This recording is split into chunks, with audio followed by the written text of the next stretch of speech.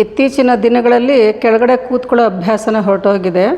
ಎಲ್ಲರೂ table sofa ಉಪಯೋಗಿಸೋದ್ರಿಂದ ಮಂಡಿಗಳ ಮೇಲೆ ಸ್ವಲ್ಪ ಒತ್ತಡ ಜಾಸ್ತಿ ಆಗ್ತಾ ಬರ್ತಿದೆ, ಊತ ಜಾಸ್ತಿ ಆಗುತ್ತೆ, ಫ್ಲೆಕ್ಸಿಬಲ್ ಕಡಿಮೆ ಆಗ್ತಾ ಬರ್ತಾಯಿದೆ. ಎಲ್ರಿಗೂ ಸಣ್ಣ ಮಕ್ಕಳಿಂದ ಹಿಡಿದು ದೊಡ್ಡವ್ರಿಗೂ ಅಭ್ಯಾಸ ಮಾಡ್ಕೋಬೇಕು. ಸ್ವಲ್ಪ ಅದು ಫ್ಲೆಕ್ಸಿಬಲ್ ಬರಬೇಕು ಮಂಡಿಗಳಿಗೆ. ಇಲ್ಲಾಂದರೆ ಆಮೇಲೆ ಕೆಳಗಡೆನೂ ಒಂದು ಸ್ವಲ್ಪನೂ ಕೂತ್ಕೊಳ್ಳೋಕ್ಕಾಗೋದಿಲ್ಲ, ಓಡಾಡೋಕ್ಕಾಗಲ್ಲ, ಆ ಥರ ಆಗೋಗ್ಬಿಡುತ್ತೆ ಏಜ್ ಆಗ್ತಾ. ಇಲ್ಲಿ ಯೋಗಾಸನ ಮಾಡೋದ್ರಿಂದ ಇವರಿಗೆಲ್ಲ ಸ್ವಲ್ಪ ಕಾಲುಗಳು ಫ್ರೀ ಇದೆ. ಮಾಡೋಕ್ಕಾಗದೇ ಇರೋರು, ಮಂಡಿ ನೋವಿರೋರು ಹೇಗೆ ಮಾಡೋದು ಅಂತಲೂ ಇಲ್ಲಿ ತೋರಿಸ್ತಾ ಇದ್ದೀವಿ. ಮಂಡಿ ನೋವಿರೋರು ಕಿಟಕಿ ಹತ್ತಿರ ಹಣೆಯಲ್ಲಿ ಏನಾದರೂ ಕಂಬಿ ಹಿಡ್ಕೋಬೇಕು. ಮನೇಲಿ ಮಾಡೋರು ಅಷ್ಟೇ, ಹಣೆ ನಿಂತ್ಕೊಂಡಾಗ ನಿಮ್ಮ ಹೈಟ್ಗೆ ಹಣೆ ಲೈನ್ಗೆ ಯಾವ ಕಂಬಿ ಬರುತ್ತೋ ಅದನ್ನು ಹಿಡ್ಕೊಂಡು ನಿಧಾನ ಮಂಡಿಗಳು ಮಡಿಸ್ಬೇಕು, ಕೂತ್ಕೋಬೇಕು, ಕ್ರಾಸ್ ಮಾಡಬಾರ್ದು. ಇವರೆಲ್ಲ ಉಳಿದವರೆಲ್ಲನ ಹುಕ್ಕಿಡ್ಕೊಳ್ತಾರೆ, ಹುಕ್ಕಿಡ್ಕೊಂಡು ನಿಧಾನ ಕ್ರಾಸ್ ಮಾಡಿ ಕೂತ್ಕೊಳ್ತಾರೆ ಸುಖಾಸನದಲ್ಲಿ.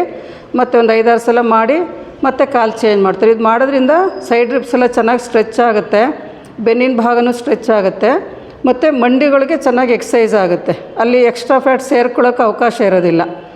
ಇದು ಆಮೇಲೆ ಇದು ಅಭ್ಯಾಸ ಮಾಡ್ತಾ ಮಾಡ್ತಾ ಹಾಗೆ ಕೂತ್ಕೋಬೋದು. ನೆಲದ ಮೇಲೆ ಊಟಕ್ಕೆ ಪೂಜೆಗೆಲ್ಲ ಕೂತ್ಕೊಂಡಾಗ ಸುಲಭವಾಗಿ ಕೂತ್ಕೊಳ್ಳೋದು ಅಭ್ಯಾಸ ಆಗೋಗುತ್ತೆ. ಈಗ ಮಾಡ್ತಾರೆ ನೋಡಿ ಹೇಗೆ ಮಾಡ್ತಾರೆ ಅಂತೇಳಿ. ಕೂತ್ಕೊಳ್ಳಿ, ಆ ಕಡೆಗೆ ಟರ್ನ್ ಮಾಡ್ಕೊಳ್ಳಿ ಹುಕ್ ಹತ್ರ.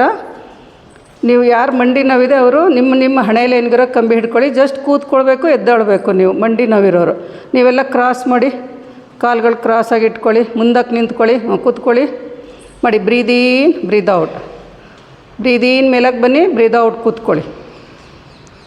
ಇಲ್ಲಿ ಹುಕ್ಕಿಡ್ಕೊಂಡು ಮಾಡ್ತಿದ್ದಾರೆ. ಮನೇಲಿ ಈ ಥರ 4ನೇ ಕಂಬಿ 5ನೇ ಕಂಬಿ ಹಿಡ್ಕೊಂಡು ಕೂತ್ಕೊಳ್ಳೋದು, ಎದ್ದೇಳೋದನ್ನು ಮಾಡಿ, ಅಭ್ಯಾಸ ಮಾಡಿ. ಉಸಿರು ತೊಗೊಳ್ತಾ ಮೇಲಕ್ಕೆ, ಉಸಿರು ಬಿಡ್ತಾ ಕೆಳಗೆ.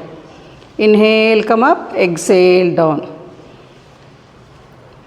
ಮಾಡಿ. ಒಂದು 5-6 ಸಲ ಆದಮೇಲೆ ಕಾಲು ಚೇಂಜ್ ಮಾಡ್ಕೊಳ್ಳಿ. ಈಗ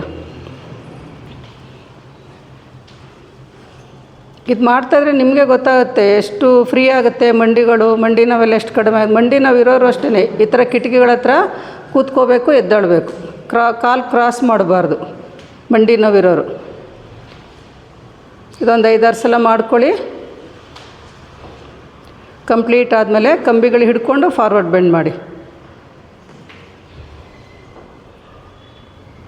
ಕಂಪ್ಲೀಟ್ ಆಗಿದ್ದರೆ ಫಾರ್ವರ್ಡ್ ಬೆಂಡ್ ಮಾಡಿ. ಪಾದಗಳನ್ನು ಸೇರಿಸಿ ಬೆನ್ನಿನ ಭಾಗ ಚೆನ್ನಾಗಿ ಹಿಗ್ಸಿ ಉಸಿರಾಟವನ್ನು ಗಮನಿಸ್ತಾ ಇರಿ.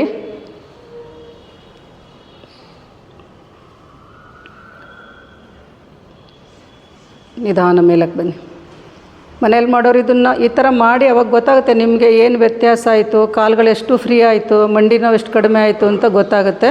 ಮಾಡಿ ಇದ್ರ ಉಪಯೋಗ ಪಡ್ಕೊಳ್ಳಿ ಎಲ್ಲರೂ.